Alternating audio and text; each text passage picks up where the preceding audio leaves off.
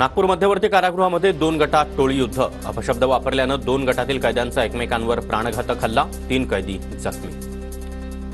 पुण्याच्या माळशेज घाटामध्ये दरड कोसळल्यानं चुलता आणि पुतण्याचा मृत्यू. घाटातून प्रवास करत असताना रिक्षावर दरड कोसळल्यानं दुर्घटना.